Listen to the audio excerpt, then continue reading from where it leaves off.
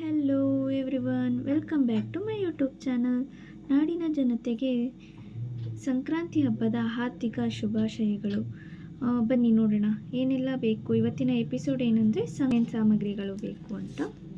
ಮೊದಲನೇದಾಗಿ ಕೊಬ್ಬರಿಯನ್ನು ಸಣ್ಣಗೆ ಹೆಚ್ಚಿ ಬಿಸಿಲಿನಲ್ಲಿ 2 ದಿನ ಒಣಗಿಸಿ ಸಿಪ್ಪೆನ ಪೀಲ್ ಮಾಡಿ. ತುಂಬ ಚೆನ್ನಾಗೇ ಬರುತ್ತೆ ನೋಡಿ.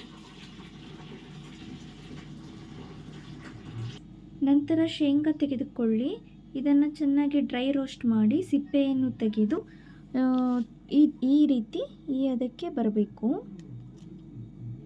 ಮತ್ತು ನಾನು ಬಿಳಿ ಎಳ್ಳು ತೊಗೊಂಡಿದ್ದೀನಿ. ಇದರಲ್ಲಿ 2 ಥರ ಎಳ್ಳು ಸಿಗುತ್ತೆ, ಕರಿ ಎಳ್ಳು, ಬಿಳಿ ಎಳ್ಳು ಅಂತ.